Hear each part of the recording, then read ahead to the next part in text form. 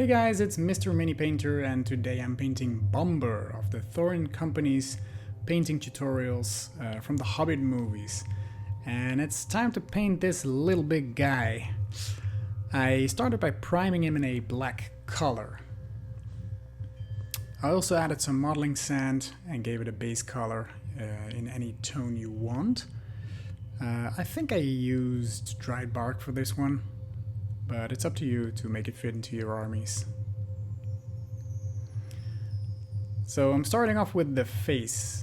He has a very tiny face because most of it is beard, but Bugman's Glow is the color to go for in the base tone. Don't forget the hands. And of course his chin, which is basically the centerpiece of his face. What I actually forgot to do here, and you will see me paint it later on, is the bald spot on his head. So yes, it's coming. And please paint it with Bugman's Glow as well. So next layer is Cadian Flesh Tone. I use it as a highlight and leave some of the Cadian Flesh Tone shining through. You can use Reichland Flesh Shade to create the same effect, but I find this easier in some painting. Sometimes I do both. It's basically up to you. I think the downside of using washes is that they sometimes create a shiny effect, which you don't want. So a third layer is Kislev Flesh. Just focus on the tip of the nose, the knuckles, the cheekbones, etc. And you can also apply it as a wash. So thin down your paint, go over it several times, and create a nice transition between the previous colors. Now I did do a wash on this model, and for that I used some Carbro Crimson in a very thinned down, a diluted version to give the parts of his face that are transferring into his beard, give it a kind of a shade, but a reddish shade. So it gives him a nice, I think it's a nice normal skin tone. So you see me here correcting my mistake by forgetting his bald spot on the head. So I did with the same colors, of course. Next, the eyes with Palette Witch Flesh, the ever so difficult eyes. His eyes are so tiny. So I messed up a little bit, which I had to correct afterwards. But I think I managed more or less. I painted in the pupil with Abaddon Black.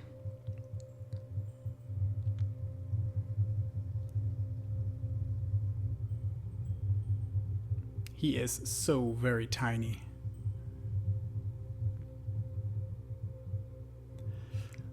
Then I used Deathworld Forest for the base color of his sleeves and his shirt. We are going to darken it down later on a little bit, and of course highlighting some parts of it. I wanted to have a bit of a bright color. He's a cheerful fella. Painted the inside of his shirt here, in between his beard, and then I highlighted the model with Ogrim Camo. So leave the folds nice and dark, focus on the upper parts of the sleeves, his elbows, etc.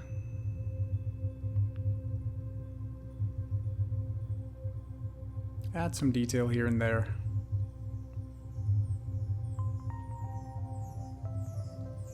Which makes it look a little bit more interesting. Then the wash with Athonian Camo Shade. This really blends the colors together and creates some extra shading on the places where you want it. Then I dry brushed the pants with Skavenblight Dinge. The pants was black from the primer. You can use more black if you want, if you don't have an even cover. And then just use your dry brush to create this nice effect. I did the same with the highlight with the Administratum Grey. Just focus on the knees and top of the pants and leave the bottom part nice and dark.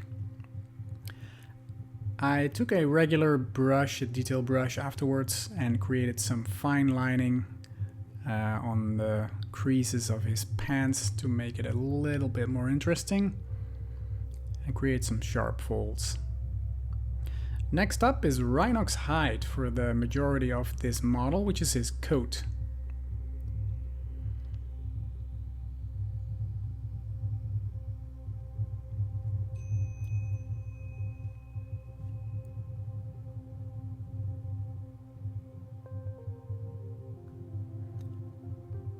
And also the boots.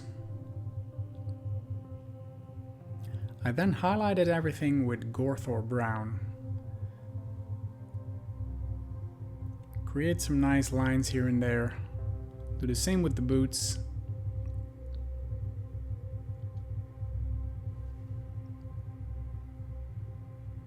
You can do it gradually if you want, by first mixing some Rhinox hide to the Gorthor brown, but I kind of like this effect. It gave it a nice leathery look. I did the same on the boots, as you can see here, added some tiny details.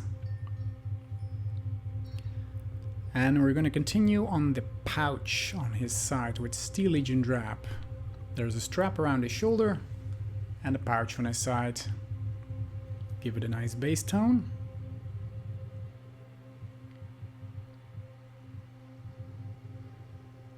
And once this is done, we are going to shade the pouch, but also the coat with Agrax Earthshade. For the coat, we're blending those two colors together very nice. It creates a bit of a shiny effect, washes always do, but for a leathery look, that's perfect.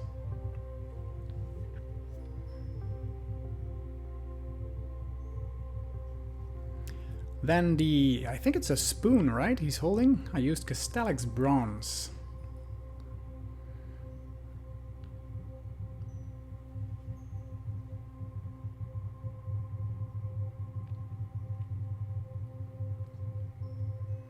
Like a big ladle or whatever.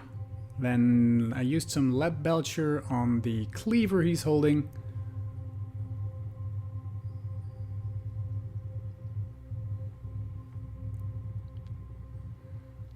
Yeah, let that dry for a minute, and focusing back on the pouch and strap with some rock art flash.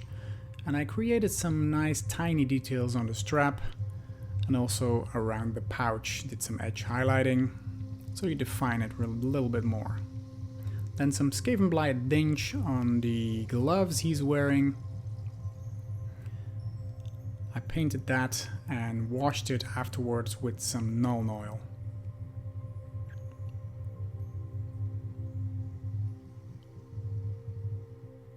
Then the final detail, but a big one, is his beard and hair, of course. Doomble brown as a base color. This is quite a large area, and the reason I did it in the end is that the shirt is in between, the coat is under it, so this is easiest to finish with. You should have something like this when you're done with the base coat. And then we're going to highlight this by adding some J.R.R. orange to the Doomble brown. I did about a 50-50 mix, I think, and started adding some highlights here and there. Focus on those raised areas, as always, and you get some nice results. With a very, very thin brush, I added some hair strains on the top of his head. And after that, I mixed palette witch flesh to the J.R.R. orange to create an extreme highlight. Just pick out some of the hairs that would catch the most light. You can get some nice tiny details, but it really makes a difference. So the top of his head, the top of his beard. Next, shade the cleaver and the spoon with Nuln Oil. Afterwards, we're going to use Sycorax bronze to highlight the spoon. I used a dry brush for it, but you can use a regular brush if you want, just to add some tiny details. And I did the same with the cleaver with Runefang steel. I added some fine lines so it looks really sharp. and you get a great effect. And there he is, Bombur. Big, menacing, and a funny guy. I really like painting this one. If you like my kind of videos, then please consider subscribing to my channel. I would like to thank you for watching this movie. It was great having you here, and I hope to see you back again in one of my next productions, or previous if you want. Thank you so much for watching, and I hope to see you again. Bye bye!